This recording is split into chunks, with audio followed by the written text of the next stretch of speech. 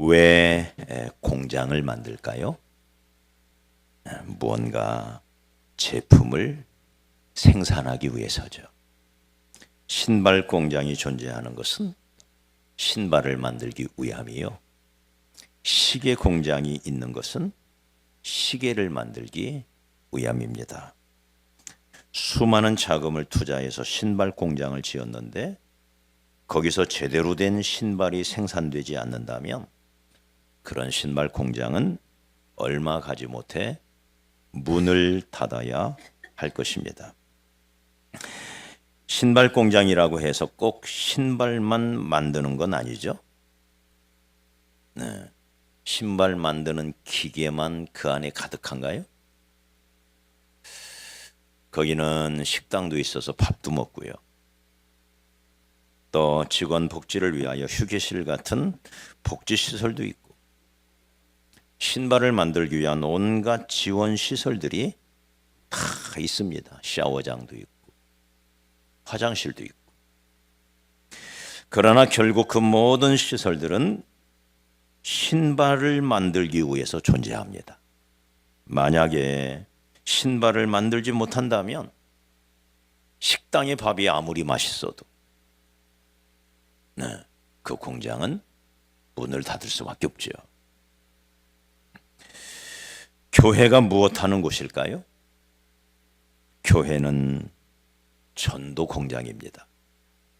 죽어가는 영혼을 살려내는 생명 공장입니다.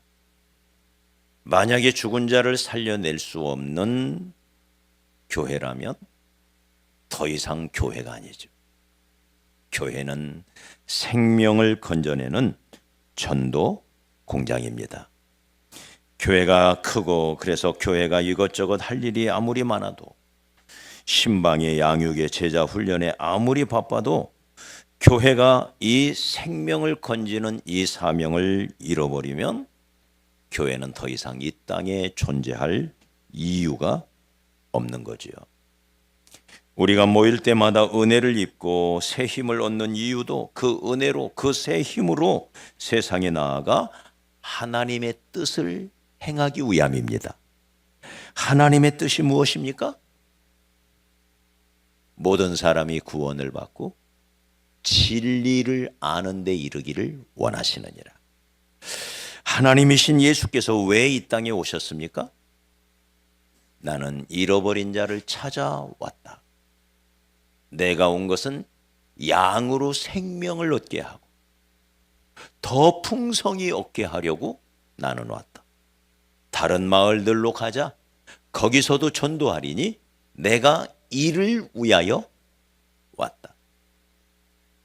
예수님은 생명을 건지러 오신 거죠. 맞아요? 그분이 왜 십자가에 달려 죽으셔야 했습니까? 그리고 왜 다시 3일 만에 부활하셨습니까? 우리에게 새 생명을 주시려고. 그러므로 우리 교회가, 우리 밝은빛 교회가 제대로 된 교회가 되려면 이 생명 공장이 잘 가동돼야 됩니다. 영혼들이 구원받고 영혼들이 살아나고 그 영혼들이 잘 자라나서 또 그 영혼들이 또 다른 생명에게 나아가 복음을 전하고 그래서 많은 영혼들이 구원받게 하는 것, 이게 바로 주께서 교회를 세우신 목적인 것입니다. 오늘 말씀에는 우리의 주가 되시며 모델이시요 우리의 선생이 되시는 예수님의 전도에 대한 가르침이 기록되어 있습니다. 어떻게 우리가 전도를 할 수가 있을까? 첫째는 예수님의 마음을 품고 살아야 합니다. 우리 마음에 예수님의 마음. 어떤 마음일까요? 여기 36절에 보니까 무리를 보시고 불쌍히 여기셨다. 사람들을 보면서 불쌍히 여겼다. 전도자의 마음은 불신자를 불쌍히 여기는 마음을 가져야 전도자가 된다는 거예요.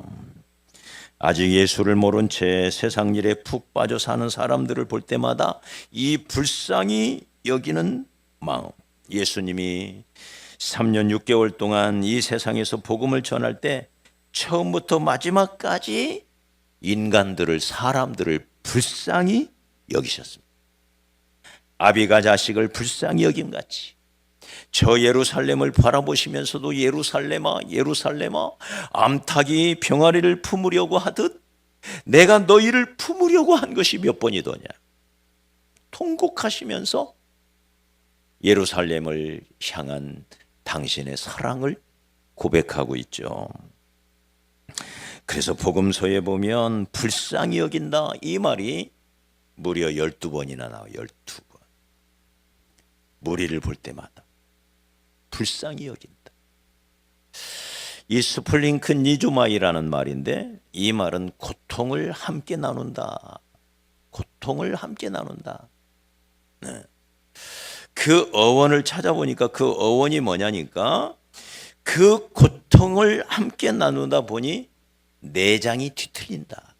이런 의미로 그런 의미에서 나온 말이더라고. 내장이 뒤틀린다. 그러니까 불쌍히 여기는 마음이 너무 심해서 그 사람의 고통이 나의 고통이 되어 내 내장이 뒤틀리는 이게 불쌍히 여기는 거예요. 그런데 우리가 세상 사람들 멀쩡하게 잘 살고 있는 사람들을 보면 불쌍한가요? 불쌍해요? 우리보다 진급도 잘 되고 우리보다 돈도 많고 우리보다 더 좋은 자동차를 타고 더 좋은 집에서 우리는 국내 여행도 잘 못하는데 걸핏하면 골프채 메고 해외로 여행 다니면서 멋지게 사는데 불쌍해요? 네? 이 불쌍해요?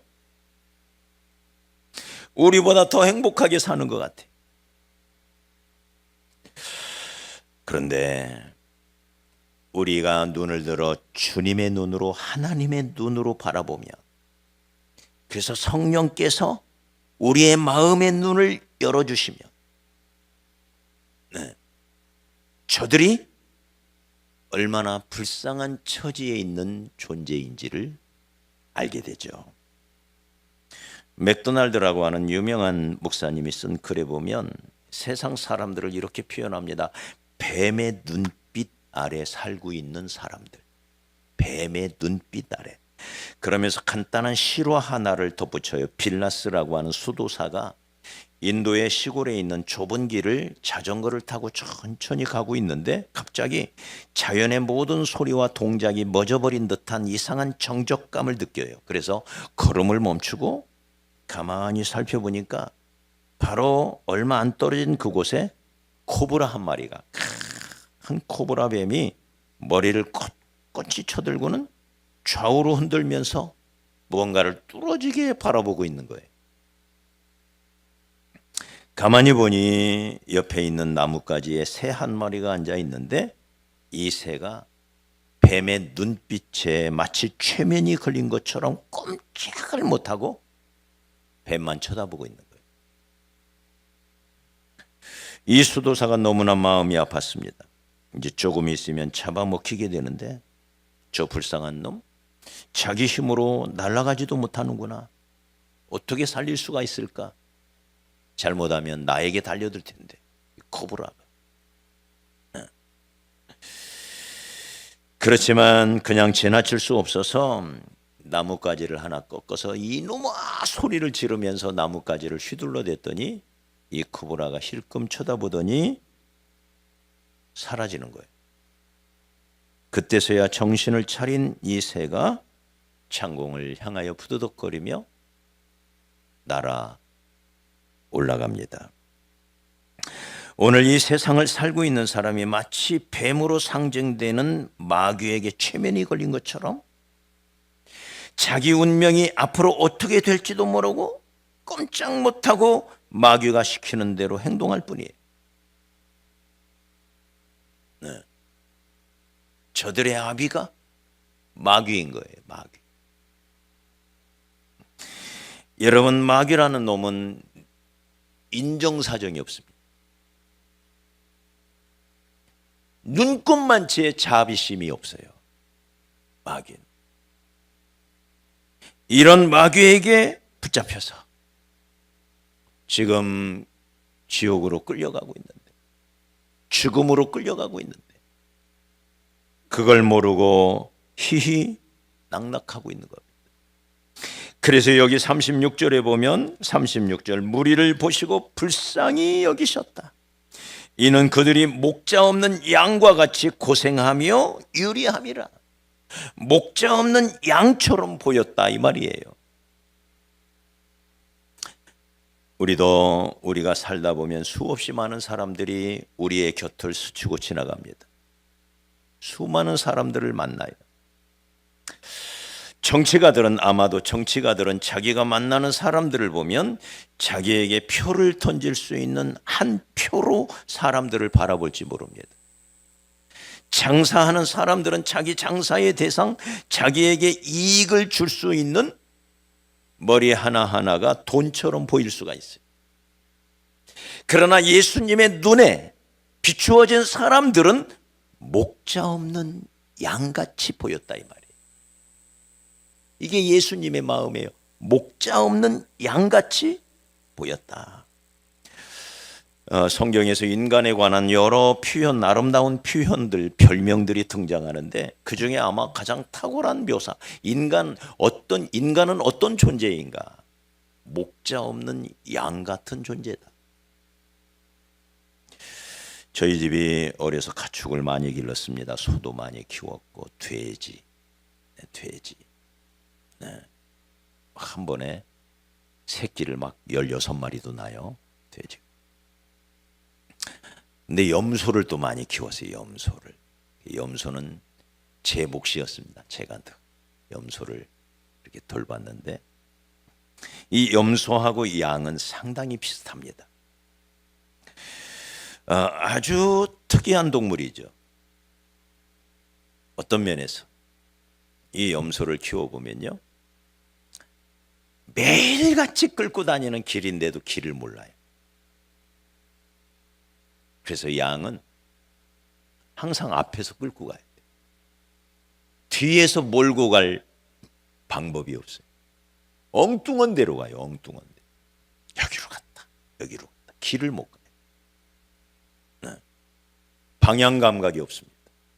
그리고 근시안입니다. 바로 앞에 있는 것밖에 못 봐요. 멀리를 봐야 길을 찾아가는데 근시안이라 갈 수가 없어요. 이게 양이고 이게 염소입니다.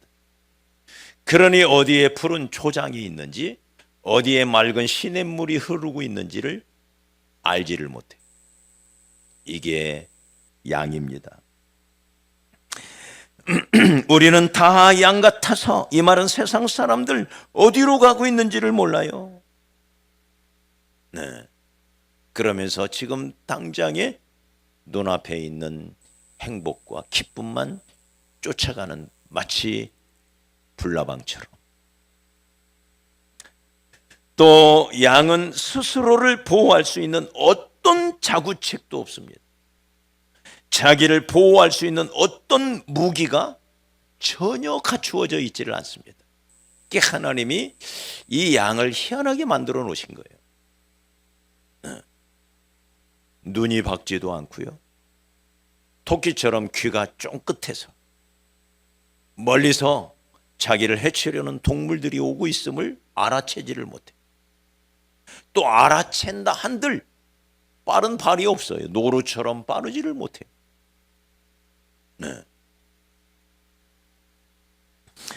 사자 같은 날카로운 이빨이 없고 소처럼 힘이 세던지, 하다못해 염소는 뿔이라도 있죠. 양은 뿔도 없어요. 날카로운 독수리의 발톱도 없어요. 그러니 이 양이 어떻게 살아요? 심지어 어떤 동물은 자연의 색깔과 같은 보호색으로 자신의 몸의 색깔을 변화시켜서 자신을 숨기기라도 하잖아요. 양은 그럴 수가 없어요. 아무런 보호책이 없어요. 이게 양이에요. 성경은 말합니다. 우리는 다 양과 같아서. 지금 멋지게 폼 잡고 당당하게 앉아 있지만 우리는 양 같은 존재래요. 어느 날 병원에 갔더니 의사 선생님이 좀 이상합니다. 암 같아요. 이 말 한마디 들으면요, 그냥 우리의 존재 자체가 다 흔들려 버려요. 온 몸에서 힘이 그냥 싹 빠져버리고, 이게 우리예요. 이게 우리.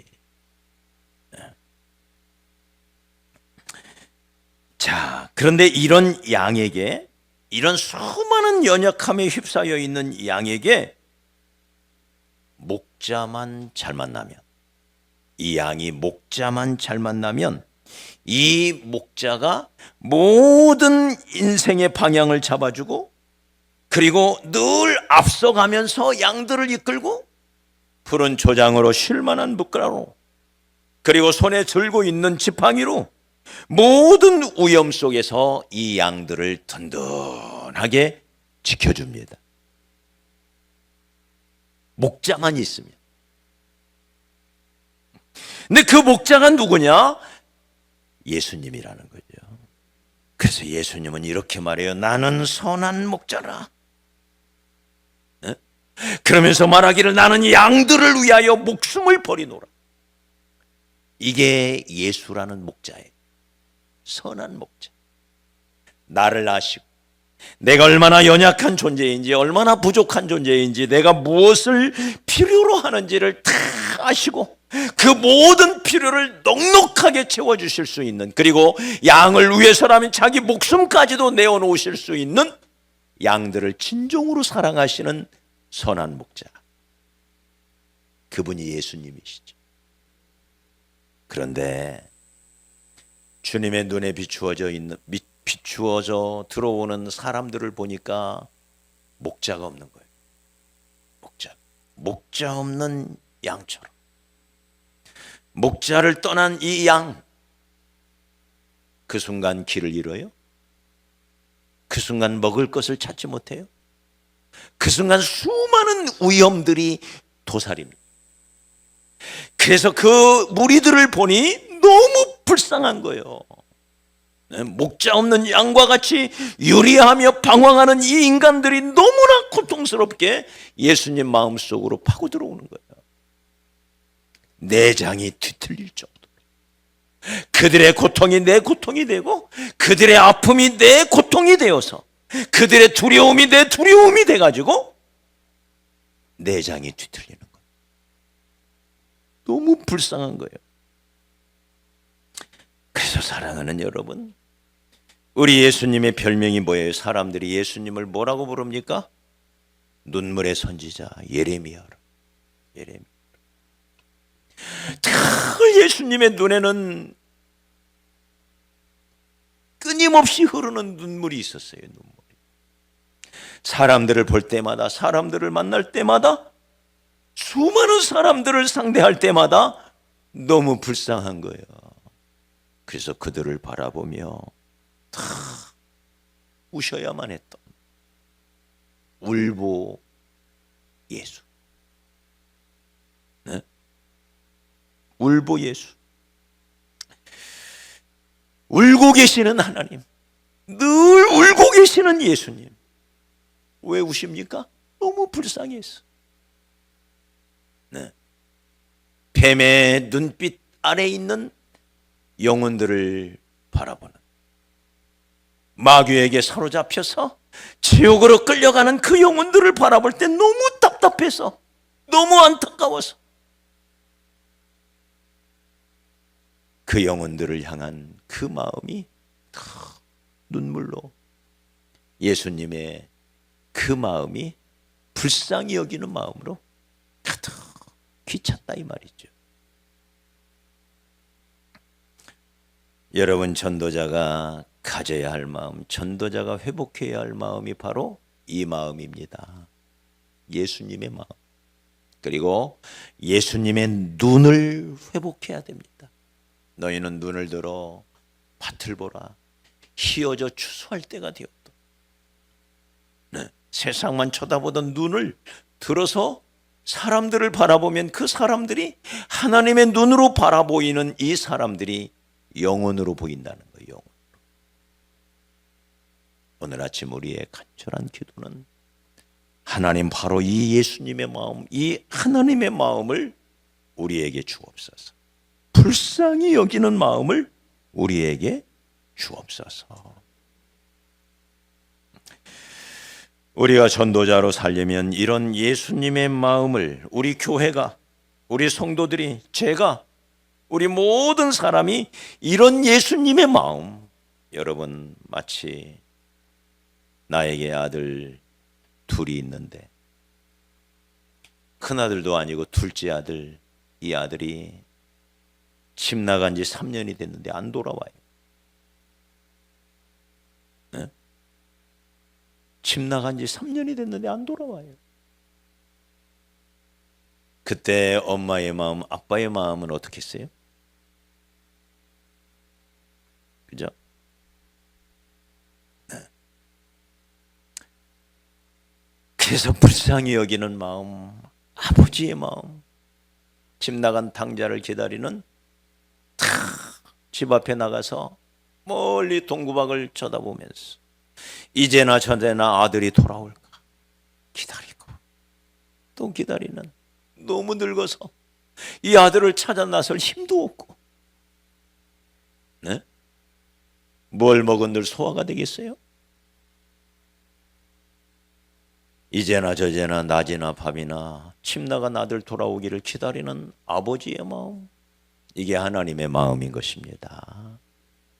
이 마음을 하나님이요 우리에게도 주시옵소서.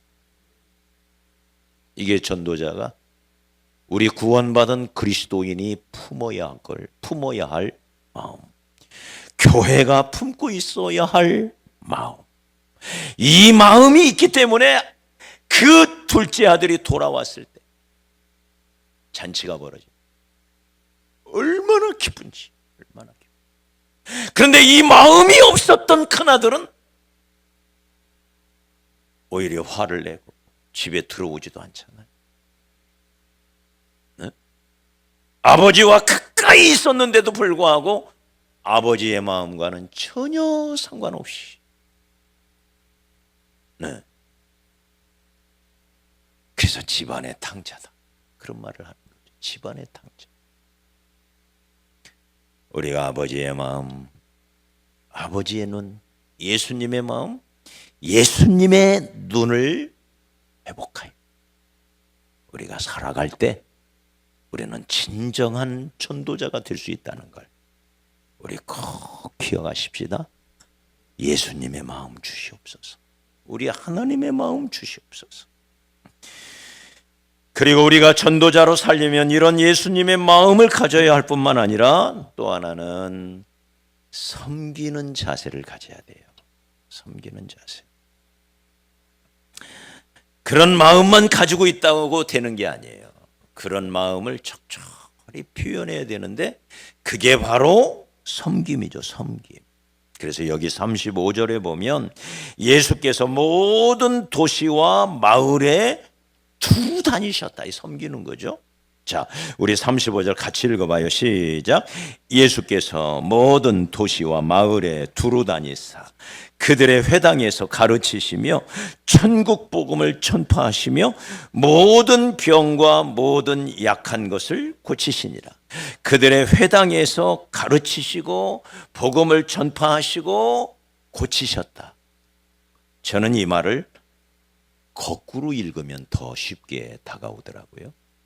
모든 병과 모든 약한 것을 고치시고 전파하시고 가르치셨다. 네. 모든 병, 육신의 병을 의미한다고 합니다. 모든 약한 것, 정신의 약함을 의미한다. 정신적인 병, 마음의 병. 그러니까 육과 마음의, 육과 영의 모든 약한 것을 고치셨다. 그들의 육적인 필요, 영적인 필요를 채워줬다. 그 말이에요. 채워줬다. 이게 먼저 중요해요. 예수님이 전도만 하신 게 아니에요. 전도하기 전에 먼저 그들의 마음을 얻었어요. 그게 섬김으로 나타나는 거예요. 그래서 모든 병과 모든 약한 것을 고치신다는 소문이 나니 수많은 사람들이 예수님께 몰려옵니다. 그래서 그들을 고쳐주셔요. 그들의 육적인 필요를 채워줘요. 그리고 나서 천국 복음을 설명을 하셔요. 그렇게 예수 믿고 주께로 돌아온 사람들에게 천국의 비밀을 하나씩 하나씩 가르쳐 주셔요. 그래서 제가 이걸 거꾸로 보는 거예요. 거꾸로. 네. 사랑하는 여러분, 예수님께서는 사마리아 사람의 이야기를 통하여 이런 사실을 우리에게 잘 가르쳐 줍니다. 어떤 사람이 예루살렘에서 여리고로 내려가다가 강도를 만났습니다. 그래서 이 사람이 강도에게 모든 것을 빼앗기고 입었던 옷까지도 다 벗김을 당하고, 그리고는 얼마나 두드려 맞았던지 아마 이 강도는 비밀을 위해서 죽이려고 했던 모양이죠. 네. 얼마나 두드려 맞았던지 그냥 길가 돌덩어리 틈 속에, 바위 틈 속에 버려져 있는, 꼼짝없이 죽을 수밖에 없는. 그런데 다행히도 목숨만은 붙어 있었어요. 목숨만은. 이게 불신자의 상태라는 거예요. 목숨만은 붙어 있는 상태. 아직 피투성이가 되어 길가에 쓰러져 있습니다. 근데 그 길을 제사장이 지나가다가 그 신음소리를 듣고는 보니 기가 막힌 거예요. 근데 고개를 가로저으며 피해갑니다. 얼마 후에 윗사람이 지나가요. 해는 뉘어뉘어치는데 이 사람 때문에 나까지 죽을 수는 없지, 빨리 가야지 하고는 이 레위 사람도 그저 못 본 채 지나갑니다. 이들은 성직자들이에요. 제사장과 레위인. 날마다 네 이웃을 네 몸과 같이 사랑하라고 가르치는 사람들이에요. 그런데 그들 역시 그냥 지나치고 말아요. 네. 그러다가 사마리아 사람이 지나가게 됩니다. 이 사마리아 사람 이방인입니다. 이방인. 이제 아마 갓 예수 믿고 구원받은 사람이라고 할 수도 있을 거예요. 잘 모르는, 아무것도 모르는. 근데 이 사람이 그 강도 만난 자를 보자 너무 불쌍한 거예요. 이대로 두면 이 사람 오늘 밤 넘기지 못하고 죽는다. 광야길, 이 예루살렘에서 여리고로 가는 길은 광야길입니다. 광야의 한복판 여리고 평지에 오아시스가, 샘이 터져 올라오면서 그 샘을 중심으로 만들어진 게 여리고 도시예요. 여리고 도시. 주변은 다 사막이에요. 그러니 이 사막에, 이 광야의 온도로 볼 때 저녁에 날이 추워지면 틀림없이 저 옷도 안 입은 채 벌거벗겨 지금 던져져 있는 이 사람 틀림없이 죽을 것이다. 얼어 죽든지 아니면 날짐승들의 먹이가 되든지. 그래서 이 사람이 불쌍히 여겨서 가던 길을 갈 수가 없어서 그 길을 멈추고 짐을 내려서 먼저는 이 광야길 여행하는 사람이 필수로 가지고 다니는 포도주 병을 열어서 한 모금 먹여요. 그리고는 기름을 꺼내서 그 기름으로 상처를 씻고 싸매어 옷을 입히고는 나귀에 실어 가까운 주막까지 데리고 갑니다. 그리고는 주막 주인에게 맡기면서 경비는 생각하지 말고 내가 급한 일이 있어서 갔다 와야 되는데 그때까지 잘 돌봐주시오. 내가 돌아오는 길에 모든 경비는 내가 처리하겠습니다. 섬김이죠. 불쌍히 여겨서 섬기는 거죠. 네. 전도가 이와 같다는 거예요. 전도는 불쌍히 여기는 마음으로 시작합니다. 그리고 섬김으로 진행이 되는 거예요. 섬김. 따라합시다. 섬기는 자가 됩시다. 예수님이 전도하러 오셨지만 예수님은 동시에 또 이렇게 말해요. 나는 섬김을 받으러 온 것이 아니라 섬기러 왔다. 너희도 이와 같이 섬기는 자가 되라. 따라합시다. 전도는 섬김이다. 이 불쌍한 사람들을 섬기는 거예요. 섬긴다고 하니 무슨 막 큰 돈이 있어야 되고 엄청난 노력이 필요하다라고 우리가 착각하는데 꼭 그런 것이 아니에요. 이 섬기는 마음으로 작은 것이라도 도와주고 섬기고 베풀고, 네, 그게 무슨 큰 것이 아니라도 괜찮습니다. 예전에 저희 교회에 오셨던, 지금은 소천하신 어떤 권사님이 계신데 이분이 전도를 하시더라고요. 놀이터에 나가 앉아 있다가 젊은 엄마들을 사귀어요. 그리고는 야, 우리 집에 가서 코피 한잔 하자.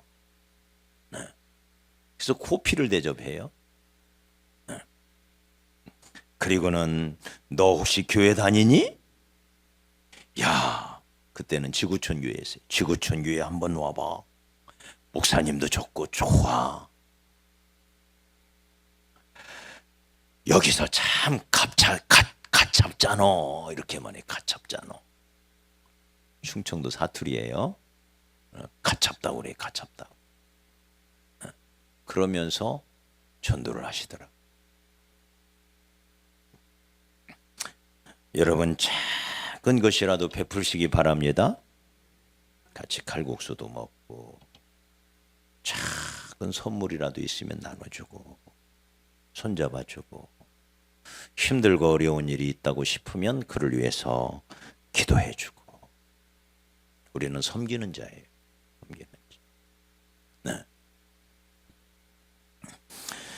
그러면서 우리가 10장에 넘어가면 10장 1절도 소중한데 5절 6절에 보면 특별히 예수님께서 12제자를 이제 전도자로 파송을 하십니다. 그러면서 이렇게 말해요. 이방인의 길로도 가지 말고 사마리아의 고을에도 들어가지 말고 차라리 이스라엘 집에 잃어버린 양에게로 가라. 무슨 민족적 편견이 있어서가 아니에요. 이 말은 다른 말로 말하면 가까운 자에게 먼저 가라, 그 말이에요. 가까운 자.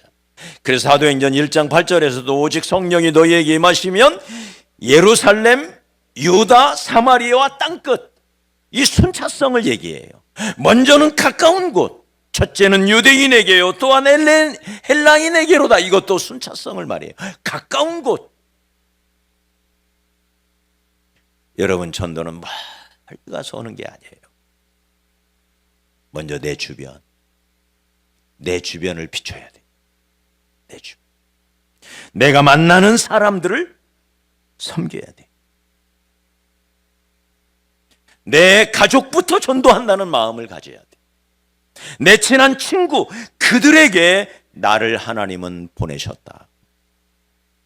그래서 내가 평소에 맺고 있는 관계, 네, 가정에서 직장 생활 가운데서 알고 지내는 이 관계를 통해서 복음이 전파돼요.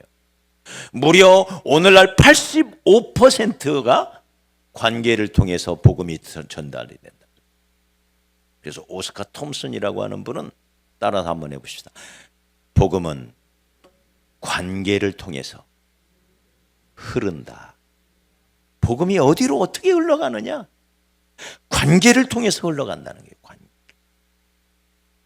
네?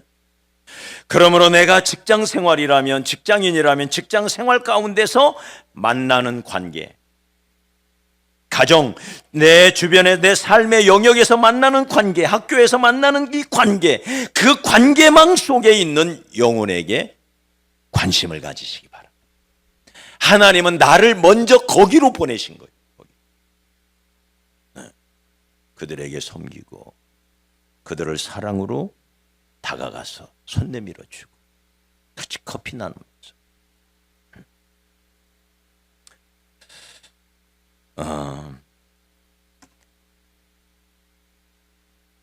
내가 남편을 전도한다. 남편 전도하기가 쉬워요, 어려워요? 말 징글징글하게 안 듣지요? 네. 어떤 부인이 남편을 어떻게 전도할까? 네. 제가 이 자매님의 전도법을 에스더 전도법이라고 이름을 붙였어요. 에스더 전도법. 이 여자분이 생각하기를 우리 남편을 어떻게 전도할까? 내가 좀 방법을 바꿔야 되겠다. 그리고는 남편이 가장 좋아하는 것이 뭘까? 이걸 생각을 해봤대요. 남편이 가장 좋아하는 것이 뭘까? 뭐예요? 네? 저녁밥상이에요. 저녁밥상. 남자는 저녁밥만 한 끼 잘 차려주면 말이 없어요.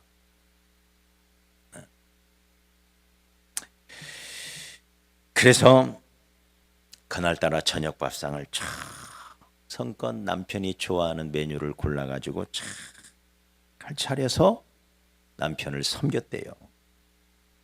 그랬더니 남편이 아니 웬일로 이렇게 응? 그러자 이 아내가 내일 말해줄게요. 내일 말해줄게. 그리고는 그 다음 날도 성껏 차렸대. 여보 웬일이야 요즘 서비스가 이렇게 좋아. 사실은 당신 요즘 너무 지쳐 보여서 내가 예수님께 기도하는데 예수님이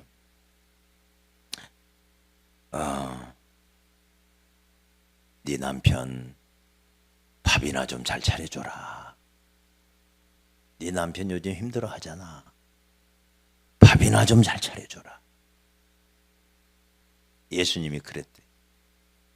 그랬더니 이 남편이 하는 말이 야, 그 예수도 쓸만하네 그러더래요. 그래서 전도가 됐다는 거예요. 섬기시기 바랍니다. 섬겨야 돼요. 전도는 섬김이에요. 거기서 영혼이 주께로 돌아오는 거예요. 예수님의 전도법은 섬김의 전도법이에요. 철저히 섬기신 거예요. 나는 섬기러 왔다. 나는 섬기러 왔다. 내 목숨까지도 섬김을 위하여 나는 내놓는다. 나는 섬기러 왔다. 모든 성과 촌에 두루다니사 모든 병과 모든 약한 것을 고치시면서 저들의 육신적 필요를 채워주셨다는 거예요. 그렇게 섬기시면서 영혼들에게 다가가신 겁니다. 섬김이에요. 다시 한번 따라합시다. 전도는 섬김이다. 네. 오늘 여기 38절에 보면 그러므로 추수하는 주인에게 청하여 추수할 일꾼들을 보내어 주소서 하라. 추수할 것은 많대. 일꾼이 적다. 그러니 추수할 일꾼을 보내어 달라고 기도해라. 이게 무슨 말일까요? 주여 나를 추수꾼으로 삼아 주십시오. 이 말이죠. 그렇게 보이시나요? 추수할 일꾼을 보내주십시오. 이 말은 주여 내가 추수하는 일꾼이 되게 해주세요. 그 말이에요. 네? 내가 해야지 누가 해요? 네? 내가 해야지. 내가 추수꾼이 돼야지. 주님은 추수할 게 너무 많대요. 우리가 주님의 눈을 보면, 눈을 들어 밭을 보면 휘어져 추수할 낫을 기다리는 수많은 열매들이 있음이 발견할 거예요. 추수할 일꾼 되시기를 축복합니다. 우리 주님이 가장 귀하게 여기는 사람들, 그야말로 존귀한 자들이죠. 생명을 구하는 사람들, 집 나간 아들을 찾아서 데리고 오는 사람들, 얼마나 귀한 사람들입니까? 우리가 매주 화요일 전도팀이 모여서 전도합니다. 소중한 사람들이죠. 그러나 시간이 되고 여건이 되어서 평일에 나와서 전도할 수 있는 분이 있지만 그러지 않은 분들도 많잖아요. 내가 직장에서 만나는 그 사람들, 그 관계망 속에서 전도하기 때문에 전도를 더 잘할 수도 있어요. 어디에 있든지 우리가 전도하는 일에 늘 깨어 있기를 소망합니다. 신발 공장에서는 신발이 만들어져야 돼요. 자동차 공장에서는 자동차가 만들어져야 돼요. 교회에서는 영혼을 살리는 전도 공장이기에 끊임없이 영혼들이 구원받아야 돼요. 할렐루야. 우리가 열심히 기도하고 열심히 신앙생활하고 내 영혼이 튼튼해지고 건강해져야 할 이유, 그것도 결국은 생명을 살리는 생명 공장의 직원으로서 생명을 살리는 일을 하기 위함인 것입니다. 저는 우리 교회가, 제가, 우리 모든 성도들이 바로 그런 복음의 제사장 직무를 잘 감당하는 자 되기를 소원합니다.